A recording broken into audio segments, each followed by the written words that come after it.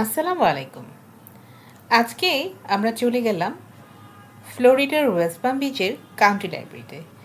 লাইব্রেরিতে অনেক রকমের বই আছে, যেটা আমাদের খুবই ভালো লাগলো। আমার মতন যারা বই পড়তে ভালোবাসে তাদের জন্য এটা তো খুবই ভালো একটা জায়গা। থ্যাঙ্কস টু আমার বড় ভাই আর ভাবি, কারণ তারা প্রতিদিনই আমাদেরকে বাঙালি খাবার, মজার মজার খাবার রান্না করে খাওয়াতো। স্কুল লাইফের বন্ধুরা জীবনের অমূল্য অংশ, আর স্কুলের বন্ধুদের সাথে যে সম্পর্ক সেটা একেবারেই নির্ভেজাল এবং খুবই সুন্দর। হ্যাঁ, আমার হাজব্যান্ডের স্কুল ফ্রেন্ডসদের একটা গ্যাদারিং ছিল আমরা আসবো উপলক্ষে। আমি এই ভিডিওটার মাধ্যমে সেই সমস্ত ভাইয়া আর ভাবিদেরকে অনেক অনেক ধন্যবাদ জানাই। তাদের আপ্যায়ন আমাদের সারা জীবন মনে থাকবে। তারা এক মুহূর্ত আমাদেরকে বুঝতে দেয়নি যে আমরা বিদেশে এসেছি। Thank you. আমার ছেলে বিরিয়ানি পছন্দ করে বলে পরের দিনই আরেকজন ভাইয়া তার বাসায় দাওয়াত দিয়ে বসলো। ওফ, কি দুর্দান্ত বিরিয়ানি! এই বিরিয়ানির ভিডিওটা আপলোড না করলেই আসলে হচ্ছিল না, কিন্তু এই আপলোড করতে একটু সময় লেগে গেল। এই যা, অসম্ভব মজার ছিল। আর বিদেশের মাটিতে এত সুন্দর করে নিজেদের এই যে খাবারগুলো পরিবেশনা করা, এটা দেখে সত্যিই আমরা মুগ্ধ হয়ে গিয়েছিলাম। আমি এই ভিডিওটার মাধ্যমে আবারও ভাইয়া আর ভাবিদেরকে অনেক অনেক থ্যাঙ্কস জানাই। ভাইয়া আর ভাবিদের আপ্যায়ন এতটাই ভালো ছিল যে আমার এক মুহূর্তের জন্য মনে হয়নি যে জীবনে আমার তাদের সাথে এই প্রথম দেখা। তারাও আমাকে বুঝতে দেয়নি, তারা আমাকে এক দেখাতেই একদম আপন করে নিয়েছে। আসলে এটা খুবই শিক্ষণীয়, কিভাবে বিদেশের মাটিতে দেশের মানুষকে আপন করে নিতে হয়। এরই ফাঁকে আমার ছেলেরা একটু তার চাচুর টেসলাতে একবার ঘুরে আসলো। আসলে আমরা ফ্লোরিডাতে যে কয়দিনই ছিলাম, বলতে গেলে প্রতিদিনই আমাদের ভাই আমাদেরকে ঘুরতে নিয়ে যেত, আর প্রতিদিনই থাকতো বাঙালি খাওয়ার আয়োজন। এমন অনেকেই রয়েছেন যারা আমাদের জন্য কষ্ট করে অনেক কিছু বাঙালি রান্না করেছিল।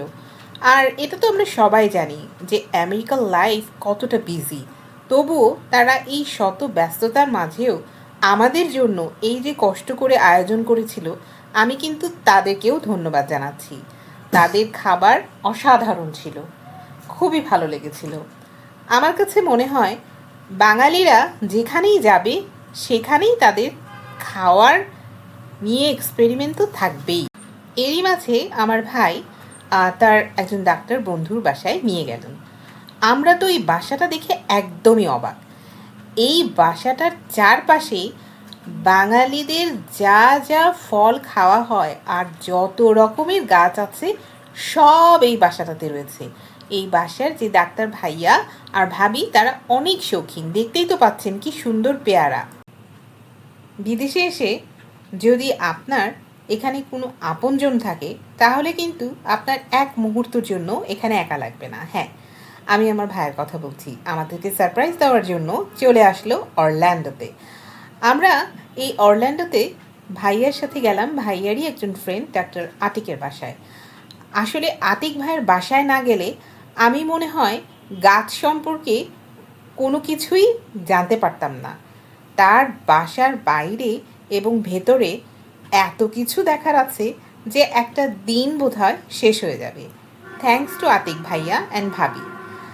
আমার কাছে খুব ভালো লাগছিল, কারণ আতিক ভাই এত ব্যস্ত একজন মানুষ, কিন্তু উনি আমাদেরকে খুবই যত্ন করে তার বাগানটা দেখাচ্ছিলেন, এবং প্রত্যেকটা গাছ সম্পর্কে ওনার যে নলেজ, সেটা আমাদের অসাধারণ লেগেছিল। আর ভাইয়ার যেই জায়গাটাতে স্পিড বোট আছে আর যেই ঠিক একটা লেকের পাশে, সেটা তো খুবই সুন্দর ছিল। আর আতিথেয়তার কথা তো না বলাই ভালো।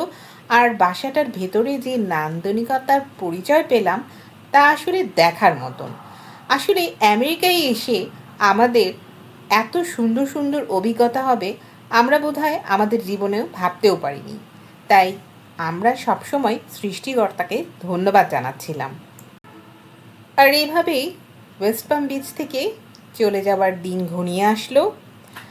আমাদের স্মৃতিতে থেকে গেল অনেক মজার মজার অভিজ্ঞতা, অনেক স্মৃতি আর অনেক ভালো লাগা। আবার কোনো নতুন শহরে যাব আর নতুন শহরকে নতুনভাবে এক্সপ্লোর করার চেষ্টা করব। তবে ওয়েস্ট পাম বিচ আমাদের জীবনে অনেক অপূরণীয় হয়ে থাকবে। আমাদের স্মৃতিতে এই শহরটা সব সময় সানশাইন সিটি হয়ে থাকবে। Thank you.